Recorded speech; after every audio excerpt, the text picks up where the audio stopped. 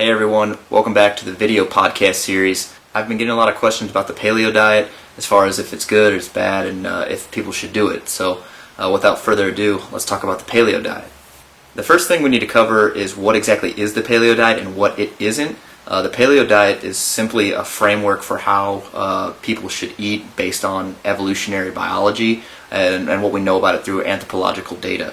So the paleo diet is not a low carb or a high fat or even high protein diet by definition. It's merely an exclusion of certain food groups or foodstuffs, more accurately, that weren't available to us probably back hundreds of thousands of years ago. Humans haven't evolved that much in the last 10,000 years. There's only been about 300 or a little over 300 generations of humans to come and go since then, and our genome hasn't changed that much. That is, our actual biology, our DNA hasn't changed that much in the last 10,000 years versus we've evolved over millions of years. So basically we've evolved, over those million or so years until about 10,000 years ago when we were introduced into a new environment with different kind of foods, especially, with the advent of agriculture and food storage and also trade routes where, foods from different parts of the world are now available to other people who probably didn't have access to them. So again, the paleo diet doesn't necessarily mean that you're eating high protein or low carbohydrate or high fat, and it doesn't exclude any food group. That's another common claim that I hear all the time.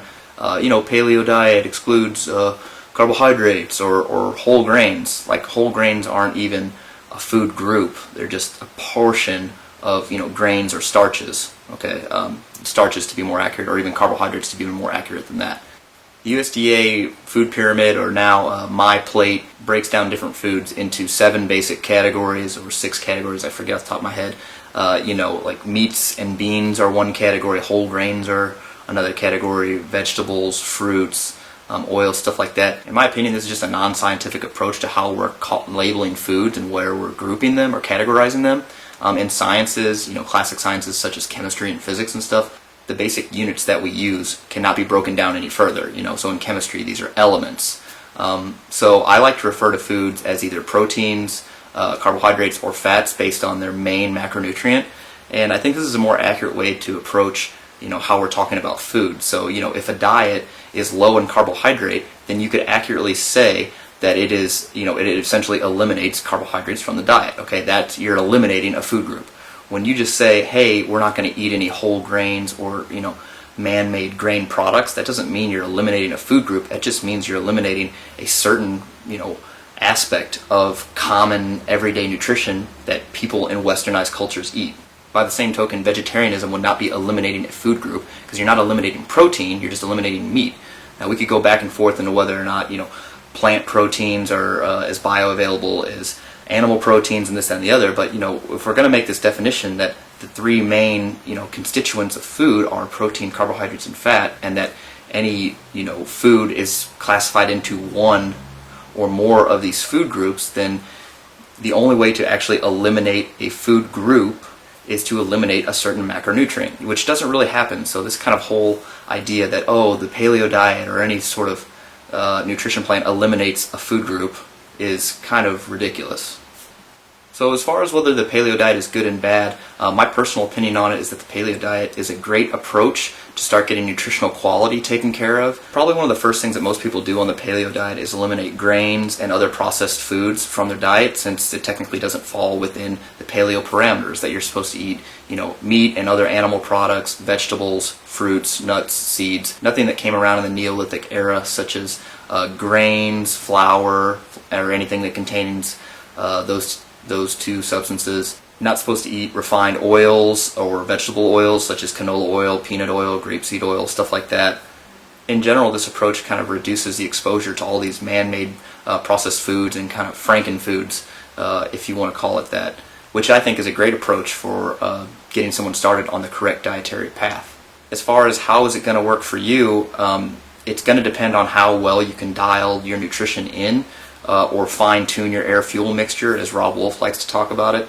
So everybody has different needs for protein, carbohydrates, and fat based on their activity level, how much muscle mass they're carrying, gender, age, hormonal status, all sorts of different things. And so the idea that just because you eat paleo is going to make you lose weight is kind of a misnomer, because it doesn't always happen that way, especially when people start to use these pseudo paleo foods. They're making cupcakes and stuff out of almond flour, or they're making paleo pancakes. All these foods that were probably never around back in the Paleolithic times, but out of modern convenience we can do that because we have things like coconut flour, almond flour, arrowroot starch, commonly available to us. So these foods, no matter if they're paleo or not, are still very calorically dense foods. They're very easy to eat in excess and have your calories be too high for you to lose any significant forms of body fat. So while I like paleo from a quality approach right up front, if you're not going to take into account the quantity of foods that you're eating and specifically dial it in for your needs, then it's really no better than any other approach when it comes from a weight loss or fat loss perspective, other than the fact it's probably healthier than any other approach that's been commonly talked about these days. Because we're eliminating all these processed foods, inflammation is going to go down, cholesterol is going to tend to right itself, blood sugar is going to tend to normalize. With most paleo type approaches, obviously you could have someone going just way overboard on the fruits and almond flour and coconut flour and all these other products that are very energy dense and not see as much of an improvement, but that seems to be the exception rather than the rule. So overall, I like paleo for a health perspective and as a good framework to kind of set up your own nutrition plan. And again, I would really like to dial it into each person's kind of needs. One of the interesting things about the paleo diet is it's getting a lot of negative press. I think on Yahoo it rated it the number 22 most effective diet, which was actually the lowest that they reported. So maybe there's a little slight. A lot of people are calling it a fad diet, this, that, and the other, like it's some sort of crazy kind of idea to just not eat any processed foods. On the other hand, vegetarianism and vegans, even raw vegans, tend to eat a better quality of food relative to their average population, and those kind of diets are championed amongst a lot of clinicians, even though they don't really have any formal training in nutrition or nutritional biochemistry to actually make that claim. The paleo diet isn't a very extreme or fad diet, it's just that we're going to eliminate man-made foods. Like this is some sort of crazy idea that you can't eat bread because it has it's been fortified with different things, it's been synthetically made, the wheat has been genetically bred. No one is out there saying that eating GMO food or man-made and processed foods is a good idea. You're not going to find